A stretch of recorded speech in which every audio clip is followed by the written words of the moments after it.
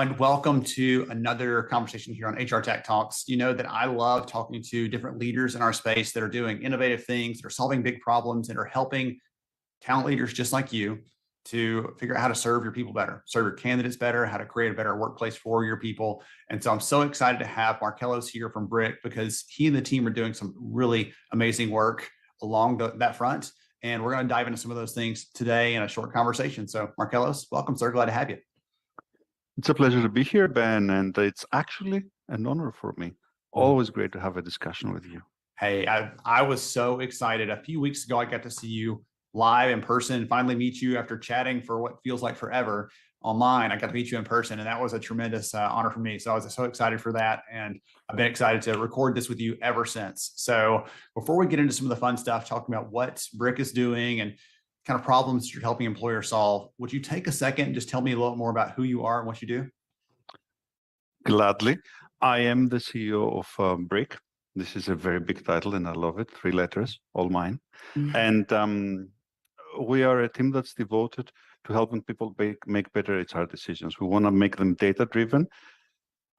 Data supported is probably the right way to say it, because people should understand that there is no silver bullet, but with data, we can make decisions so much better. We can remove all these factors that create uncertainty and are biased and just get better results. And this is what CPOs need today, right? We want to have less churn, we want to have more performance, we want to have people who align better to our culture. And these are things that data can give us. So anyone listening in is going to realize that we have a different accent from each other. So where are you located?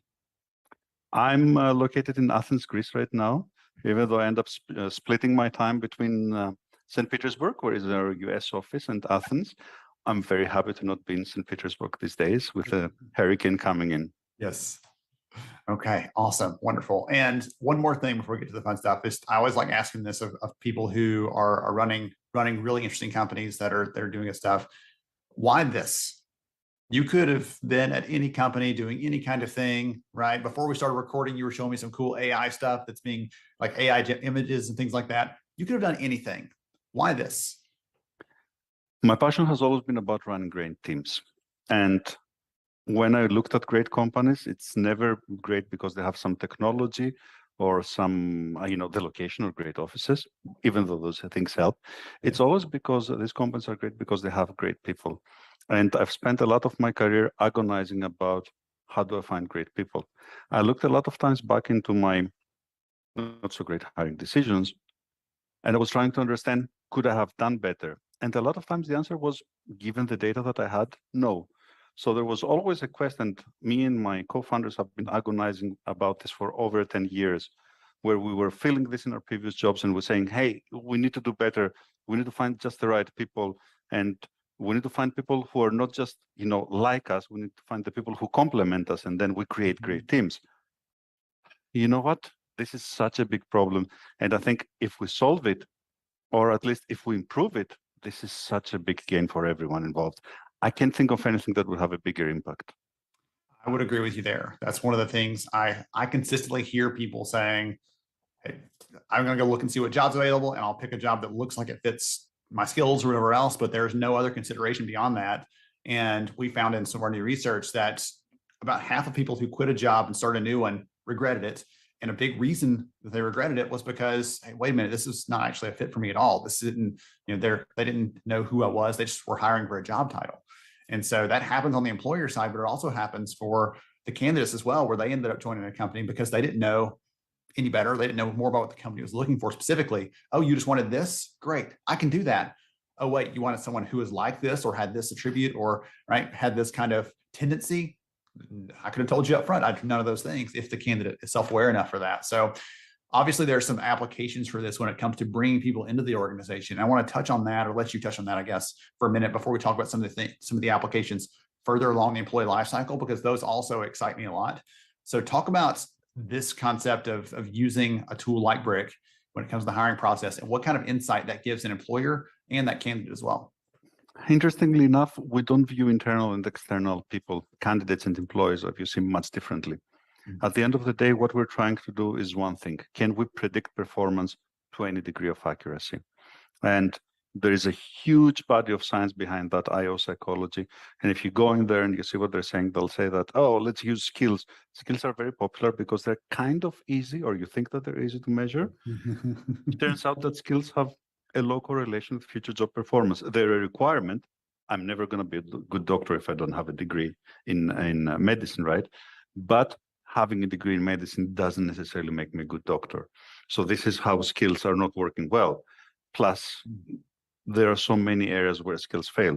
So what we did is we said, how can we predict performance? And it turns out that the best proxy, and the best is by no means perfect, is a combination of what people can do, their cognitive skills, and what people want to do, their personality. And we've all been trained. This is when I'm talking about this, people sometimes say, yeah, you know what, I've been trained for an accountant and that's what I'm ever going to do. This is the fallacy that we're trying to combat, right? It doesn't mean that all the accountants are going to become, I don't know, nuclear scientists, but it does mean that we're trained by the whole system to think of a very limited career path that starts from our university degree. And then that leaves so much out. What we're saying is that we should think of a career path that starts with whom we are, where we want to go, what are the things that work well for us. I like to be in sales. I like to be entrepreneurial. I like to do things that are very, hands-on. And this opens a different career paths. And once I see that, then I can start limiting doubt and, pruning the tree, if you like, based on what skills I have. Not everything is going to be applicable. But talking about training, what we're really doing is you can come in, you can bring tens or thousands of candidates, it doesn't matter, and we'll tell you which ones are a better fit. This is kind of a first line screening. This is how many of our customers are using it. So they'll go down from 1,000 candidates into 20, and then they'll start looking to skills and, they'll do all the other assessments that may be required. And sometimes I'm only going to have a handful of candidates, maybe 5. So I want to get to know those 5 better, understand which one of the 5 is closer to what I need. So like all tools, it's versatile and it's up to our HR practitioners to use it the right way. You used the phrase or the metaphor pruning a tree, and it reminded me there's a great book I read a few years ago called The Best Team Wins, and they talk about sculpting a job and trying to fit that job to the person when you can, right? Take away the things that don't fit them, or give them more of the kind of work that really invigorates them and brings out the best. And that sounds like what you're talking about here. How do we make for those individuals? How do they make sure they're getting closer to that thing that they're really meant to do, right? Whether it's on this traditional career path or it's taking a couple years to find out the things you like and don't like, and then going in some direction where everybody kind of scratches their head, like, what are they doing? And you end up blossoming and being incredible at that, right? There are so many stories we could pull from anecdotally to show that. And there's so much data as well that I've seen over the years to say a huge portion of people who get a degree, for those that do, a huge portion that get a degree end up working in some radically different field within just 10 years. So thinking that linear career path, that you're going to take this step and then there's a step 2 above that and a step 3, and you can plan the next 15 years of what your career looks like. Those things are not really the case anymore, that for most of the data that I'm seeing anyway. That's so true. And one of the challenges is understanding what are the performance drivers for a position. So what is it that makes someone successful as a podcaster, as a product manager, as a developer? And we found that the traditional approach, which is, I'm going to look at the job title, so I'm looking for a product manager, kind of fails because I have yet to see 2 product managers that do exactly the same job. So you can already think that the assessment for a product manager no longer works. So what we did is we used AI. That's not a scary word, but we used AI to parse the job description and understand what is that individual does. Essentially, with an AI, we're trying to a large degree replace the work that an IO psychologist would do, where they would look at the job description and say, so you're looking for a podcaster, so this must be someone who's like this, and that. And by doing that, we're doing already an awesome job in getting much closer to what each company needs, because no one needs stereotyped people, right? You need people to fit very specific needs within your organization. And that has worked so amazing for our customers, especially because it not only works well, it works also very diversely. There's no inherent bias in saying that I want someone who's self-reliant. Mm-hmm. There are men, women of all races, of all genders that fit that bill. So by going that way, constant feedback we get from customers is that I found a great person for a job X, Y, or Z. And more importantly, it's one that I wouldn't traditionally would have looked at because the resume didn't actually look that amazing. But once I saw them and I saw they're a great fit and I got talking to them, the whole world changed. And now we're very happy with our choice. This is how diversity sometimes happens. Can I ask you a question about the project manager example you just gave? Sure. I'm curious about that. I'm trying to turn that over my head a little bit because I think I believe you. And I think you're correct on that, that there's a lot of variation, even within job titles, it's variation in the actual tasks or duties that someone's performing. I don't know if I'm trying to think about how to ask the question. For jobs that require more mentally intensive work, less physical, more mental, right? Things like a project manager, right? Lots of other examples there. Would you say there's more variation in those types of jobs because there's less, like they're not working on some physical path, they're not working some physical routine or something like that, and because of that, that's one reason there's variation? I don't know if that's even a good question or not. I'm trying to think about how to phrase that. I'm just thinking through it. Interestingly enough, we've seen quite a few frontline and hourly worker roles where there are two things that are important. It's being a great fit for the job, but it's also, am I a great fit for the company? What is the company culture? How close do I get to that? Because if your job is as simple as, ringing items in a store, sure, that's fairly limited job. Pretty much anyone can do it. But then, do you enjoy doing that job? Is it something that you'll be good at? That's question number one. The second one is, do you like our environment? Are we a very traditional environment where everything moves slowly? Is that your cup of tea? Fantastic. Are we a fast-paced environment where we're bringing new things and we're changing the way we're working every week? Even regardless of what your position is, the environment is a very important factor. And that's what people always forget. So by combining those two, the job fit and the company fit, we're doing such a much greater job. But that's a great segue always to something else. Think about a role like a call center agent. Over time, and what we've seen with many of the customers who started working in that area, they tend to think of these roles as being fungible. I have 5 teams of call center agents doing inbound, outbound for customer A, B, C, and they're all the same. And from a job description point of view, they'd actually be right. But what we did there is we said, okay, there's one more layer that we need to uncover for roles like sales, customer agent, where we have enough population and where performance is key. And what we're doing there is that we're taking the psychometrics from the existing population, what we can assess, alongside with performance and organizational data. So how are the current people performing? How is the organization structured? And once we combine this, what we can actually get is we can get optimized profiles per role. So outbound agents for customer A look like this. Outbound agents for customer B look like that. Once you realize that, that opens a whole host of possibilities, because what before was a population of 10,000 call center agents now becomes, here are teams, here are people, I can take them and put them in, say, a 9-box, where I now, you're probably familiar with the 9-box, 2 axes. One is actual performance, one is predicted performance. The 9-box always fall flat because predicted performance ends up being pretty much the same as actual performance, because you ask the manager and he can say, George is good, George is probably gonna be good. That doesn't help, right? When we bring in this idea of predicted performance, all of a sudden we have a great measure, and we can say, look at these people, they're great at their role and we should keep them. These people are not so great, but they have a lot of potential, so let's invest in them and move them on. And these people who are not performing well and they're not predicted to perform well, let's not fire them. Let's do instead something that's going to save us hundreds or millions of dollars, which is, let's find out where they would actually fit. And we've done this with one of our customers, where we took a sample of agents and moved them from their existing low performing position into other positions that looked the same on paper.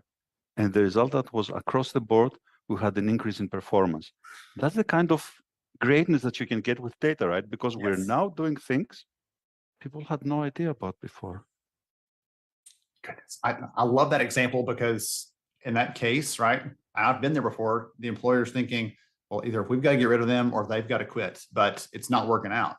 and to say, no, let's try one last thing before they go. And it's not just like lots of companies do, let's just give them to some other person so that they're a problem, but let's try to fit them somewhere else where they actually fit, where they actually align with the team, the role, the things that we need from them in that area.